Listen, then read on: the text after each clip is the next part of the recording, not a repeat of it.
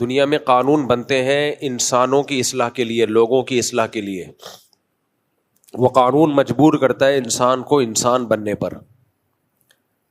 لیکن جب انسان کے دل میں اللہ کا خوف پیدا ہوتا ہے اور وہ اللہ کے نبی صلی اللہ علیہ وسلم کو اللہ کا رسول ماننا شروع کر دیتا ہے، تو اس کی سب سے پہلی علامت یہ ہوتی ہے کہ اس کے دل میں اپنی اصلاح کا جذبہ پیدا ہوتا ہے. جس آدمی کے دل میں دوسروں کی اصلاح کا غلبہ ہو، اپنے سے غافل ہو، وہ مخلص نہیں ہو سکتا کبھی بھی. تو یہ اپنے آپ کو پہچاننے کا کہ میں کتنے پانی میں ہوں، میرا ویٹ کتنا ہے اللہ کی نظر میں، اپنے آپ کو پہچاننے کا سب سے بہتر طریقہ یہ ہے کہ آپ کو اپنی اصلاح کی کتنی فکر ہے کہ میں ٹھیک ہو جاؤں.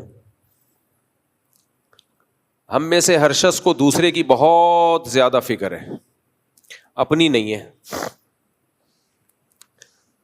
اس کی وجہ کیا ہے؟ انسان کو دوسرے کی گندگی گندی محسوس ہوتی ہے، اپنی گندگی سے انسان کو نفرت نہیں ہوتی. میں مثال دیتا ہوں نا، واش روم سے آپ ہو کے آئیں، خود گھنٹہ گھنٹہ بیٹھے رہو گے، بدبو نہیں آئے گی آپ کو. تبھی تو لوگ کنڈی لگا کے بیٹھ جاتے ہیں. کراچی میں ویسے بھی زیادہ بیٹھتے ہیں، قبض زیادہ ہے یہاں پہ، بیٹھے رہیں گے. کوئی واش روم سے آئے، آپ فوراً جائیں، کیسے ناک پکڑ رہا ہوتا ہے انسان، اسمیل آ رہی ہے جی، ایگزاسٹ فین چلاؤ جی، ایگزاسٹ کرو، اس کو باہر نکالو. بھائی کوئی فرق تھوڑی ہے، وہی رپورٹ جو اس نے پیش کی ہے وہی کون پیش کر رہا ہے؟ آپ نے پیش کی ہے وہی وہ پیش کر کے آیا ہے. رپورٹیں تو ایک ہی ہیں. خود بیٹھے ہوئے ہیں، اپنی بدبو برداشت ہو رہی ہے، دوسرے کی ذرا ایک سیکنڈ برداشت نہیں ہوتی. یہ انسان کی فطرت ہے. اپنی گندگی اس کو بری نہیں لگتی، دوسرے کی گندگی بہت بری لگتی ہے. دوسرا کنجوس ہو بہت برا لگے گا، خرچ نہیں کرتا، غریبوں کا خیال نہیں کرتا. خود کنجوس ہو محسوس ہی نہیں ہوتا. دوسرا غیبتیں کرتا ہو بہت برا لگتا ہے، یار ہر وقت لوگوں کی غیبتیں کرتا رہتا ہے. ہم خود کرتے نہ ہمیں برا بولو نہیں لگتا. دوسرا بد اخلاق ہو، چیختا ہے، چلاتا ہے، شور مچاتا ہے، بہت برا لگتا ہے. خود یہ کام کر رہے ہو بالکل بھی برا بولو نہیں لگتا. اور بھی بہت ساری مثالیں، لیکن وہ دوں گا تو آپ فیل کر سکتے ہیں. ممبر ہے اس لیے میں نے اتنے احترام سے کہا، آپ کو فیل ہوگا. بہت ساری چیزیں جب کوئی دوسرا کر رہا ہو بہت برا لگتا ہے، ہم خود کر رہے ہو ہمیں بالکل بھی برا نہیں لگتا. دوسرے کی پسینے سے بہت بدبو آتی ہے، اپنا پسینہ لے کے گھوم رہے ہوتے ہیں، دوسروں کو سنگھاتے رہتے ہیں. دوسرے کو زکام ہو، صف میں آپ کے ساتھ آ کے کھڑا ہو جائے، کتنا برا لگتا ہے. ہر وقت ناک سی کر رہا ہے، اتنا تکلیف ہوتی ہے. ہمارے حضرت مفتی رشید احمد صاحب کو زکام ہوتا تھا تو وہ جماعت کی نماز چھوڑ دیتے تھے، حالانکہ بہت سخت پابند تھے جماعت کی نماز کے. وہ بہت سخت پابند، ان کی تکبیر اولیٰ نہیں چھوٹتی تھی کبھی. زکام ہوتا چھوڑ دیتے. وہ کہتے تھے جب کچا پیاز کھا کے مسجد میں آنا منع ہے، جس کی بدبو سے نفرت ہوگی لوگوں کو، تو زکام میں آ کے ہر وقت ناک کھینچتے رہنا، تو اس سے تو ساتھ والے کو زیادہ نفرت ہوگی. لیکن آج کل یہ مینرز مارکیٹ سے کیا ہو گئے ہیں؟ شارٹ. زکام کا مریض گھر میں تو اس کو گھسنے نہیں دیتے، تو وہ مسجد میں آ کے ہی کھنکھارتا رہتا ہے. آپ وضو خانے پہ دیکھیں، اتنے ماشاءاللہ ٹھپے نظر آئیں گے نا آپ کو، اللہ معاف فرمائے، صاف بھی نہیں کرتے پھر اس کو. تو دیکھو انسان ڈنڈے سے سدھرتا ہے، ڈنڈے سے. میرے مختلف جگہوں پہ گھر ہے نا، تو ایک گھر میرا ایسا ہے جس کے پڑوسی کوئی ٹائم نہیں ہے ان کا، کسی بھی وقت شور مچانا شروع کر دیں گے. باہر نکلتے ہیں دروازہ اتنی زور سے دھاڑ کرتے ہیں، آنکھ کھل گئی تو گئے. ابھی چند دن پہلے یہی ہوا، سو رہے ہیں رات کو 2 بجے شادی کے پٹاخے. ہمارے گارڈ بھی گھبرا کے نکلے کہ کوئی دھماکہ ہوا ہے، کیا ہوا ہے، نیند گئی ختم. تو گھر والوں نے پوچھا یہ کیا ہے؟ میں نے کہا غریبوں کے علاقے میں رہو گے تو یہ سب کچھ بولو ہوگا. غریبوں تو امیروں کے علاقے میں چلے جاؤ بھائی, یہ بھی غریبوں کا نہیں ہے, متوسط لوگوں کا علاقہ ہے, لیکن آپ ڈیفینس میں جاؤ, ملیر کینٹ میں رہو, فیلکن ہاؤس میں جاؤ, وہاں یہ آپ کو حرکتیں نظر نہیں آئیں گی. اس لیے نہیں کہ لوگ بہت اچھے ہیں, یہی انڈے بچے ہیں, یہیں سے گئے ہیں سارے ڈیفینس میں بھی. اور قانون جہاں مضبوط ہوگا وہاں سب ایک دوسرے کا خیال کریں گے. اللہ کے خوف سے خیال کرنا اس زمانے میں بہت مشکل کام ہے. وہ چند لوگ ہی ہیں مارکیٹ میں جو رات کو 2 بجے فائرنگ نہ کریں یہ سوچ کے کہ کوئی پڑوس میں سو رہا ہوگا. مولانا لوگ خیال نہیں کرتے آج کل, تو غیر مولانا کہاں سے کرے گا؟ جمعے کی تقریروں میں جو بھونپو لگا کے اسپیکر پہ پوری دنیا کو اپنی تقریر سنائی جا رہی ہے, کیوں بھائی آپ کیوں سنا رہے ہیں؟ آپ اپنی تقریر ان لوگوں کو سنائیں جو سننا چاہتے ہیں. جو نہیں سننا چاہتے زبردستی ان کے کان میں کیوں ٹھوس رہے ہو؟ تو مائک لگے ہوتے ہیں نا مسجدوں کے باہر. پہلے زمانے میں مسجد کے قریب گھر کی قیمت بہت زیادہ ہوتی تھی.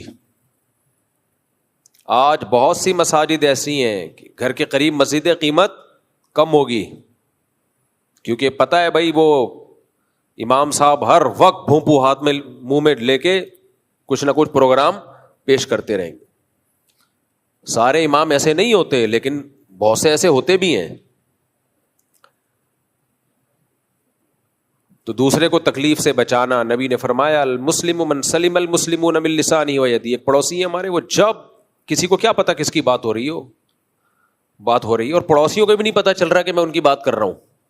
چل رہا ہوتا تو اگلے ہفتے صحیح ہو جاتے نا. اس لیے کوئی کسی کی انسلٹ, کوئی کسی کی نہ دل شکنی ہو رہی ہے نہ کسی کی غیبت ہو رہی ہے, کسی کو پتہ ہی نہیں چل رہا کس کی. خود پڑوسی کو نہیں پتا چل رہا کہ میری بات ہو رہی ہے, وہ سمجھ رہا ہوتا ہے شاید دوسرے میرے پاس یہ آپشن بھی ہے نا 4 پڑوسی, تو میں کسی پڑوسی کی غیبت کروں تو وہ اس کو کیا پتا چلے گا میری غیبت ہو رہی ہے, وہ سمجھ رہا ہے کہ دوسرے والوں کی ہو رہی ہے. بہت سارے فائدے ہیں بھائی, کر لو تم بھی, بہت سارے فائدے ہیں, بہت سارے فائدے ہیں. پکڑے نہیں جاؤ گے,